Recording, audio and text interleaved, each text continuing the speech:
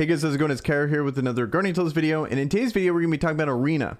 So I figured what better way to do it than to bring the captain on, consistently placing in the top 50 in Arena player here, and I'm going to ask him a few questions. So why don't you introduce yourself? Ton of knowledge when it comes to Guardian Tales, so why don't you say what's up? Hey Kyle, thanks for having me on the channel. It's a pleasure to talk to you as always. For those of you who don't know, I'm basically the main guide on Kaira's Discord server, and I'm also running my own guild, which is called Czech Lions in the EU server. I've been playing Guardian Tales for almost a year, and I did a lot of guides and placed really high in Arena, in Colosseum, and other types of content. So I'm pretty confident in what I can tell you, and I hope that my tips and tricks, or generally my knowledge, will be of some use to you. Awesome. Well, let's start this video off with some questions about Arena. To be honest, I don't really cover too much on the Arena side, so I figured it'd be better to bring in people that are consistently placing in the top, top 100, top 50 players in here. So I got a few questions for you. So what do you think is the most important part of Arena from a casual player's perspective? I would say the most important part is to set out realistic expectations and be active. Because a lot of people have like this, I won't play arena is too hard, there are only whales playing in arena. And I think that's wrong. I think it's more important to set out realistic expectations. For example, I have max limit broken heroes, and I can place with them, for example, in like Diamond 2. But if you have like one good hero and your other two heroes don't even match with their party skills, and are really low on stats, then expecting to reach Masters Arena in 2 months is pretty unrealistic. So I would say play daily and have realistic expectations, and don't be too discouraged because you lose a couple of matches.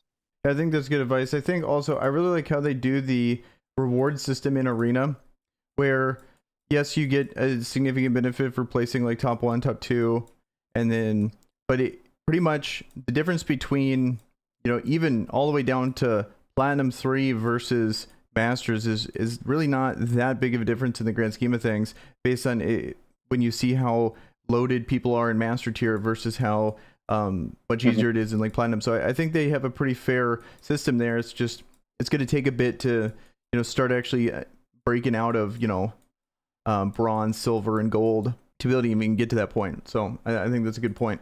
How high do you think you can realistically get as a free-to-play or even as a moderate spender in Arena? Well, if you have max limit broken heroes, I would say you can reach Master tier pretty comfortably. Because they recently changed the amount of trophies that you lose. So that basically you lose 0 trophies when you lose. So I would say if you have max limit broken heroes, you should primarily aim for Diamond. And if you don't have max limit broken heroes, or you just use heroes that don't have that high of stats, I would say high Platinum is the way to go, and you can always try to improve it later. I think that's a reasonable expectation. I've fallen down in the ranks to see like what's down there, and like for the most part, even in like Platinum and stuff, that's when you're starting to see mostly like fully max limit broken rosters at that point. So it's I think that's a pretty reasonable expectation, but it used to be you just needed one hero back when we probably first started climbing, but nowadays to actually hit Diamond, you're probably going to need at least 2 like fully max limit broken heroes, maybe even more. Yeah. It's not just about heroes though. It's about their party skills and equipment. But we will get to it. Yeah, for sure. And then just in general on that, but then also is probably Guardian Base Camp's going to be a big deal as well. Being able to keep pace with that. You can't just completely neglect that and expect to place high, because there's just too many stats left on the table there. So next question is going to be about maps. How do you pick your heroes based on a particular map? Well, I usually prefer to maps as melee or ranged, and you can kind of guess which heroes are the best for the current map based on if it's a melee or ranged. But how do you distinguish? If it has like a lot of obstacles or a lot of walls, it's usually a ranged map. Exception would be maybe Ancient Ruins because there you can yes run around, but for example, Future Princess still is really great because she can just spam her weapon skill and usually hit something. So it's not like just because it's a ranged map you can't use melee heroes. But usually, since I have a big roster, when it's a ranged map, I use ranged heroes.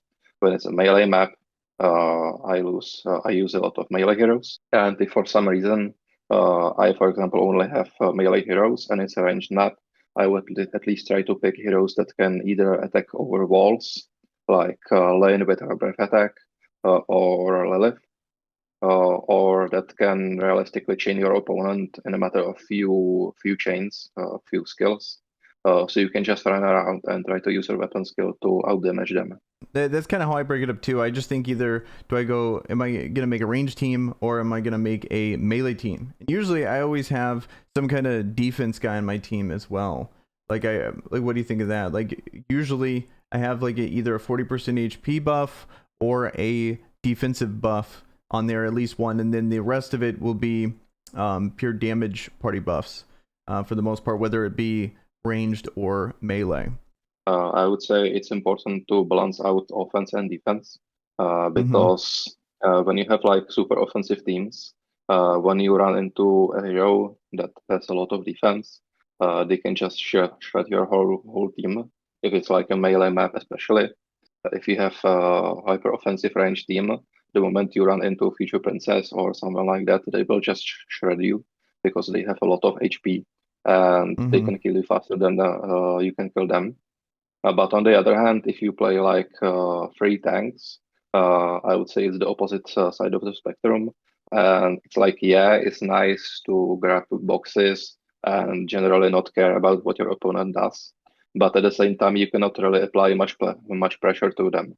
So if they decide to either also grab boxes or try to just skill chain you, they can usually deal more damage to you with chains than you can do to them with regular attacks and weapon skills. So I would say it's important to balance it out. So we have some counterplay to either of those types of teams, and generally having one tank on the team is preferred because it gives you so much survivability. Yeah, I think that makes sense because like I've tried going like full tank and then I just feel like I hit like a noodle. But then if you try to go full damage, then you just melt. So it's having like at least one makes a big difference. But then going too far into it, then it's the complete opposite. So my next question, I wanted to ask, based because you were talking about how you build your roster based on either a ranged or a melee team. So if what advice would you give? Like what would be some of the best bang for your buck characters that can fit on either team for you in arena? That what specific characters do you recommend if you're trying to build your roster and you want to be able to excel on a range map or a melee map? What do you think are going to be the best characters there that don't pigeonhole you into one type of team? I see. Well, this may come as a no surprise, but Future Princess is obviously one of the best tanks in the game, and Mm-hmm. it's used on, well, pretty much all types of team. I mean, if you are not using Ogma, you are using Future Princess and maybe Arena, but that's pretty much it. But if we don't talk about the most meta heroes as in Future Princess, I would say uh, from from ranged perspective, I would say the best heroes are gonna be uh, MK, then Muriel, and then Nare, because those three can perform really well even in a melee map because they Mm-hmm. either have a lot of offense or they can realistically chain you in just a couple of weapon skills. So they're fattening on their own, and you generally don't want to be chasing after them. And Mm-hmm. if it's melee characters, I would say the best one would be probably Lilith, because she has secondary attack which goes over walls, has reasonable normal attack distance, and also has great weapon skill.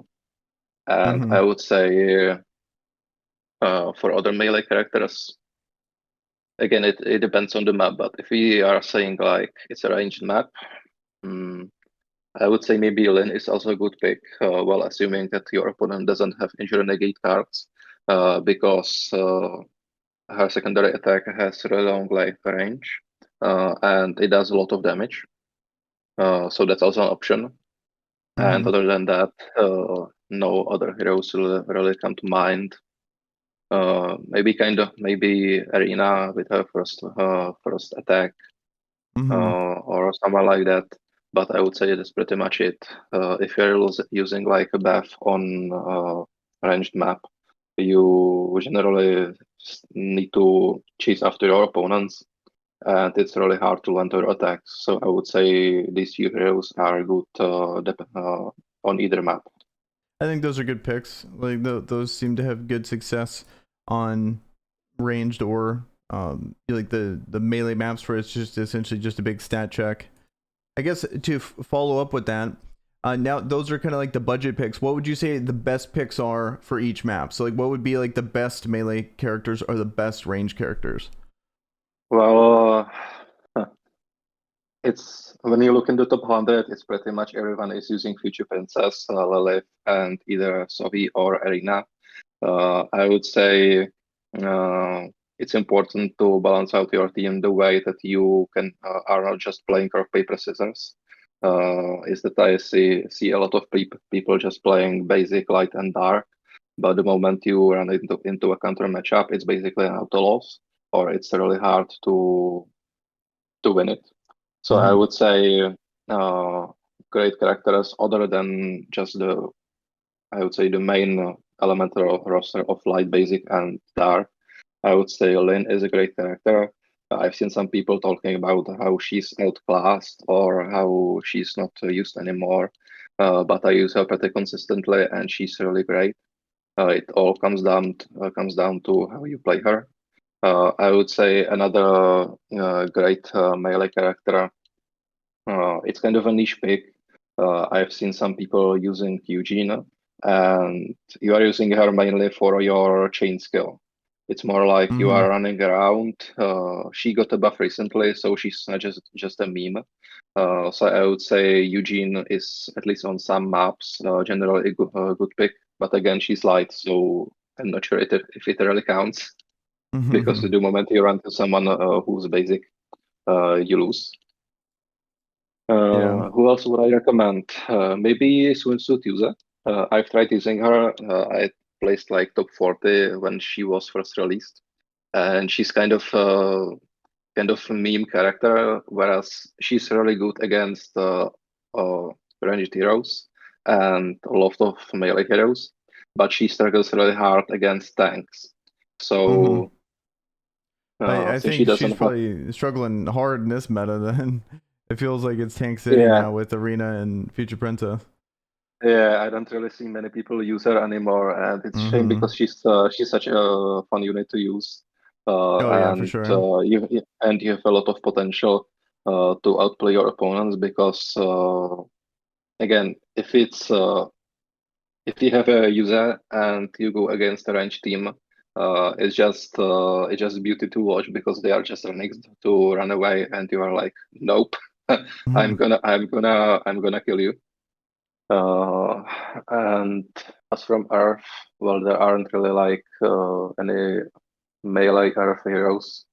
I've Mm-hmm. seen some people use Aleph against the ranged meta, and it's true that its party buff can really help out a lot. But generally having Uh, like a hero that's super specific against yeah, one yeah. type of play style is like Mm-hmm. yeah, I don't know about it. So I guess nowadays I would say probably the best.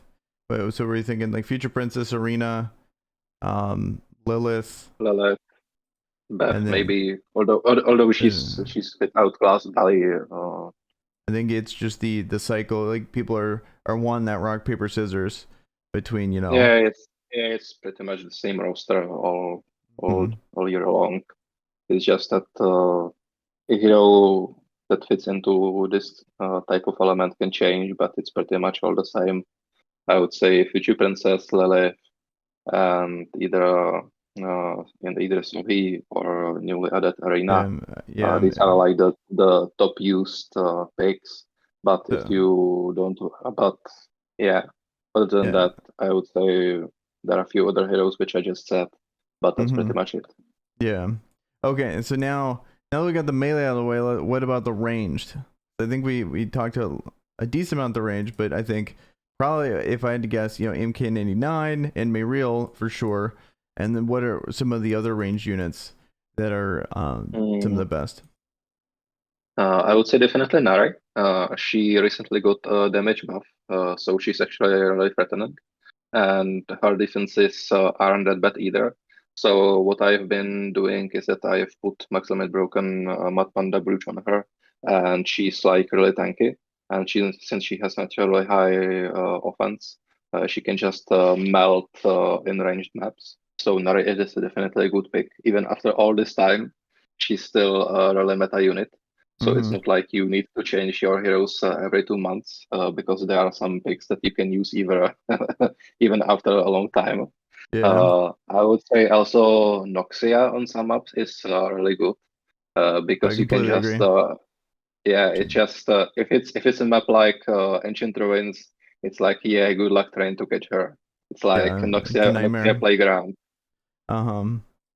Yeah, like the targeting in this game, I feel like it's just leaves a lot to be desired with going against her, and it's you have to like get close to her, but you can't get too close to her thing. It's just really she's she's just very good. If I don't want to complain about it, I just want to go with the game. She's a very good character.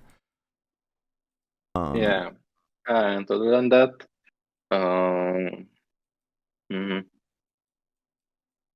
well, not many other heroes really come to mind. Future Knight is fun. I feel like there's a lot of potential with. I like Future Knight comps where it's like double tank plus Future Knight, and kind of player like a Mayriel. Yeah, I think that Future Knight is great because of the weapon skill, but as a standalone hero, she has I would say it's not like she needs a buff, but she's kind of underwhelming. First of all, she's basic, and almost every team is running dark character, so it's not like she's like a Mayriel where you still have a solid chance that you won't encounter any fire heroes because they are not that common. You're pretty much bound to run into some type of dark hero on the way. So that's first thing. Second thing is that her normal attack can't pass through walls. So if you're playing against other ranged heroes, you need to constantly chase after them, while they can just stay behind the wall and attack you.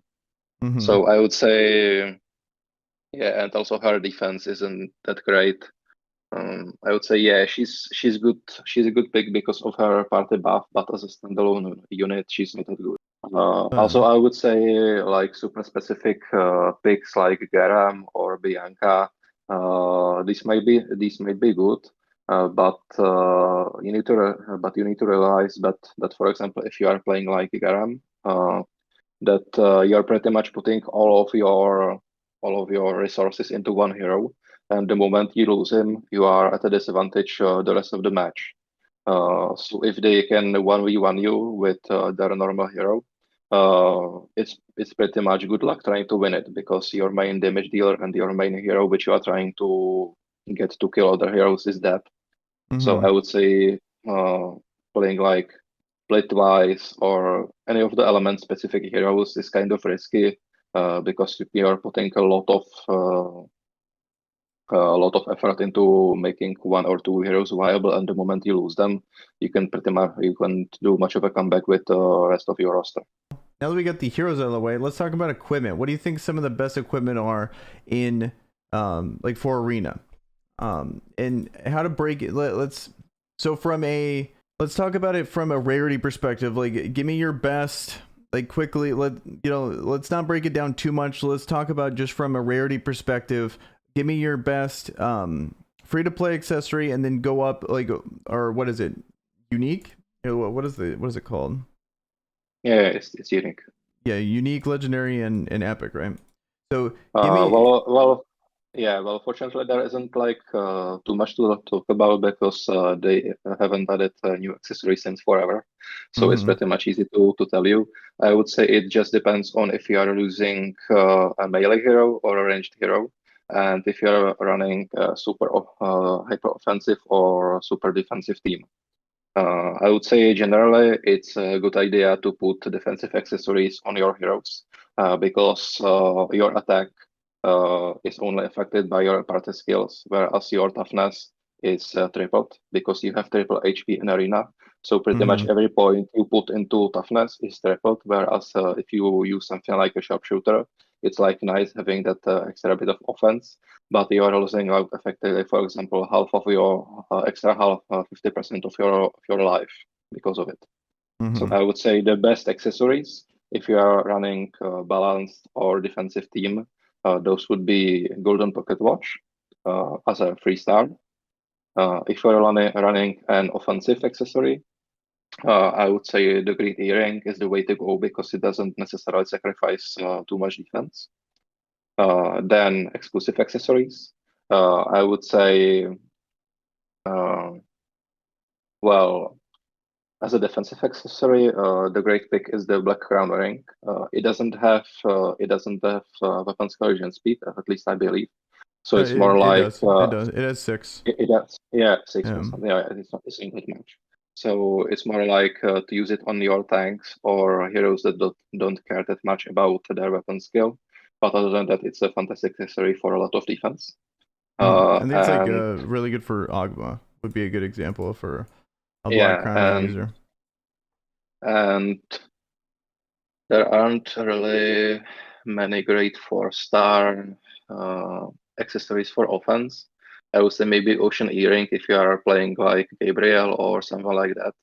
Mm-hmm. Uh, Just but other than Ring of that, Belief. Ring of Belief's up there. yeah, Ring of Belief, yeah. Uh huh. Maybe also Cursed Necklace if you are playing like a dark hero would be a good pick as well.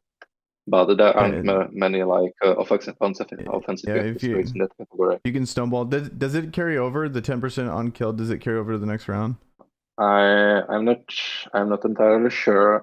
It's not. Me It's neither. like nobody uses it. Yeah, So yeah. This would be so the fantastic so, in so PvE for Dark Heroes, but we don't know. But yeah. I think Honor Ring is okay. It does have the 70% attack decrease negated. You know, for the ruse, if you ever face a whole bunch of ruse, you know, you can. It's another great character, but as I said, Um, she's like very specific. yeah, she's so So niche. she I'm mostly memeing at that point. But there yeah, is a and lot of that's accessories to talk about for the epic ones. Which ones do you? I think we yeah. both agree on like the absolute best epic accessory right now, Uh, which I is would say Earth Necklace. yeah. If you have it, I Yes. mean, Yes. If I mean, so we're uh, talking it's about rarity. We're talking about the hard to get ones. This is up like there. if you have it, you're pretty much set. But if you don't, I would say the best five-star accessory to get, which you can realistically get not just by random elevation or summoning, Uh is huh. the Mud Panda Brooch. And Yeah. it's such an amazing accessory. It it makes your character so much tankier. It's just Yeah. an amazing Absolutely. accessory. It costs only 600 battle medals. And Mm-hmm. it's just amazing all around. You can use it in pretty much all game modes. Well, I mean, not in raids, but pretty much anywhere else. Uh, but yeah, it's an amazing accessory. And other than that, I would say this would be mirror earrings, but take it with a bit of salt because there is like a huge difference between bad rolled mirror accessory and a good one. You Mm-hmm. already talked about it in your accessory video, so I won't go into much detail. But I would say if you are using a mirror accessory on your heroes, just make sure that you have at least a decent roll on them, because otherwise you are better off using just a regular 3-star or 4-star accessory on them. Yeah. Because that's one thing I do want to mention too is the difference between like a top rolled like unique like natural 3-star accessory versus a 4-star and a 5-star even at the max roll is really not much. We're just like it's almost like min maxing at that point. So for a lot of people, you see a lot of people in the top 100, they're still using these accessories.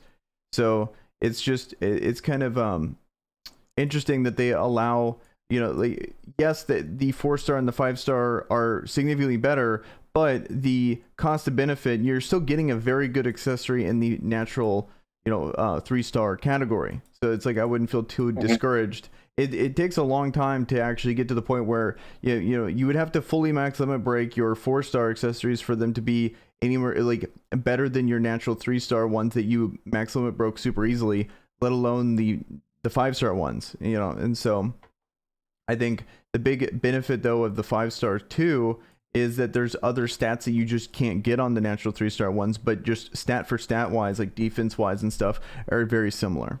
I just want to get that out there, you know, just to make it to where it's like if you're a free to play player, you're just kind of starting out not to feel too bad, because I think the big thing though that people don't do is they don't level these and they don't actually keep a max, because that's the massive difference. Like, and if you actually like doing all those account takeovers, it's the amount of people that I saw not or neglecting their accessories was way too high.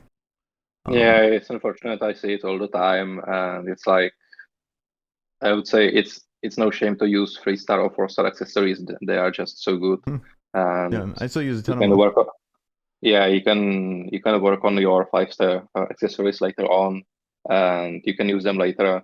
But there isn't too much of a difference. It's more like nice thing to have than just a must have for every. I don't know, if you want to be successful in arena. I would say it's more important to use good heroes than just if you are using a 3 or 4-star accessory. Oh yeah, for sure. Yeah, completely agree. Okay, so moving on from accessories, here let's go to the next question here. Merch, and then we'll talk about cards. So what do you think are some of the best merch options? Arena. The best option would be likely the Statue of Bravery. If you have it on 5 stars, it's a Mm-hmm. great accessory to have to melt tanks and generally defensive heroes. I would say it's a great pick because it offers a lot of offense. And if you can keep your distance, the lack of defense won't really get that much to you. I would say it's a great pick. Another great pick would be, I mean, it's more niche, but it's the Ogma's plastic model. It's Mm-hmm. like if you are constantly going against teams that have like 2 tanks, uh, then it's pretty much a no-brainer because it cuts down a lot of their defense.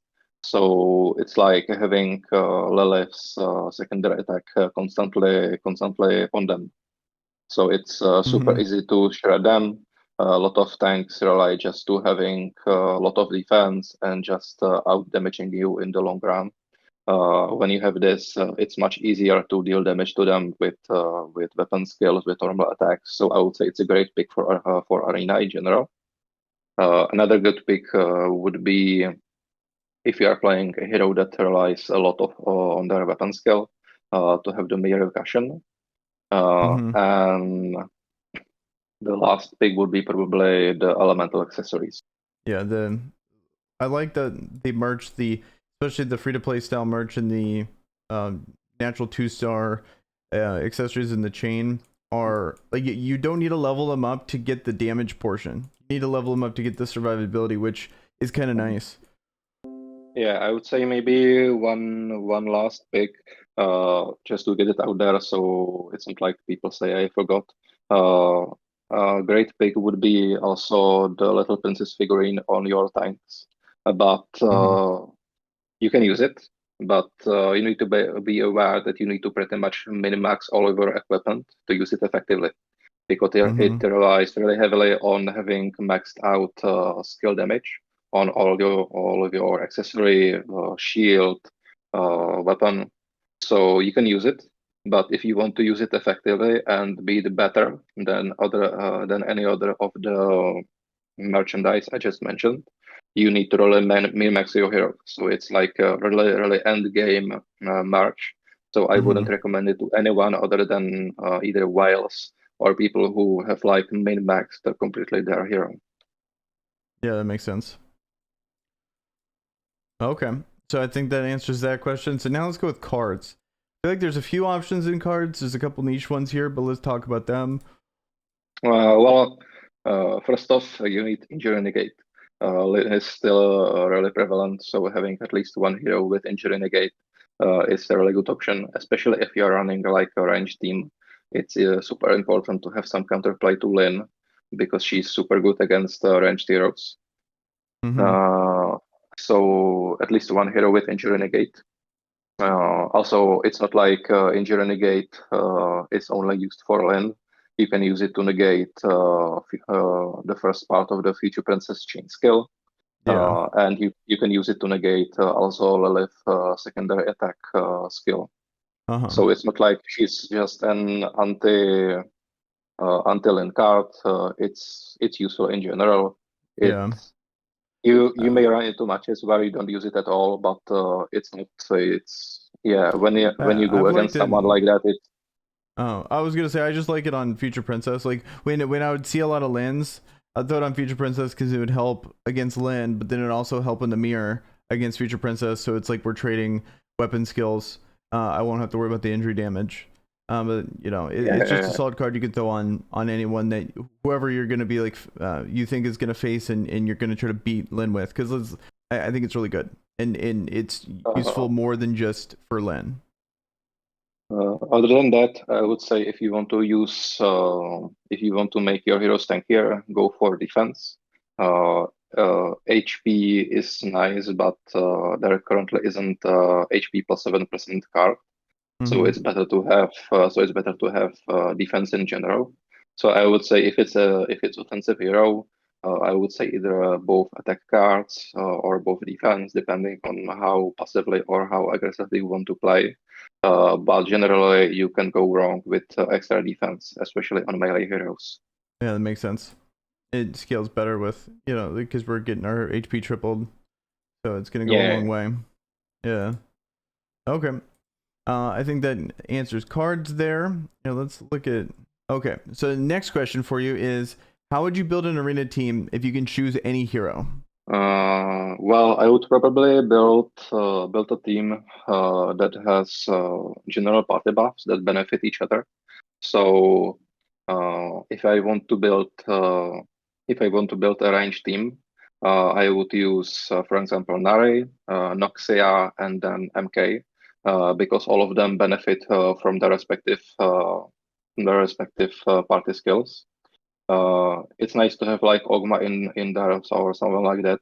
But at the same time, it's nice to have all of your heroes be able to do something and not just be just sitting there and grabbing boxes.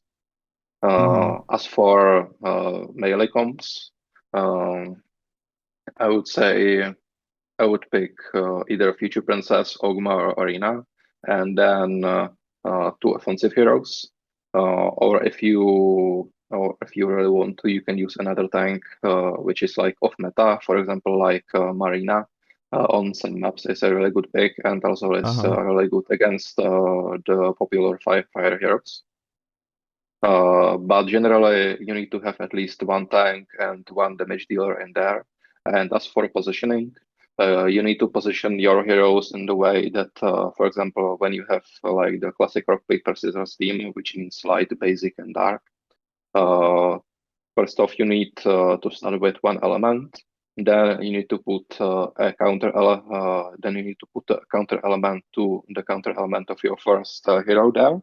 So, for example, if you are allowing, if your first is basic, then you need to put light and then dark, so that when someone counters you, you can use your second hero to deal damage to them. But at the same time, when you are using this like rock paper scissors team, it, as I said, means that the moment you run into a counter matchup, it's an auto loss. So I like to put in at least one hero that is like a neutral element. By that I mean it's either earth, fire, or water. So Mm-hmm. it's not an auto loss, and you still have some chance of winning, even if you, for example, run into like one or two heroes that counter your placement of heroes. Yeah, I think that makes sense. It's yeah, like I also like when I was doing a lot of those rock paper scissors matchups, I would like to lead with the one that wouldn't get blown out in the non-favorable matchup.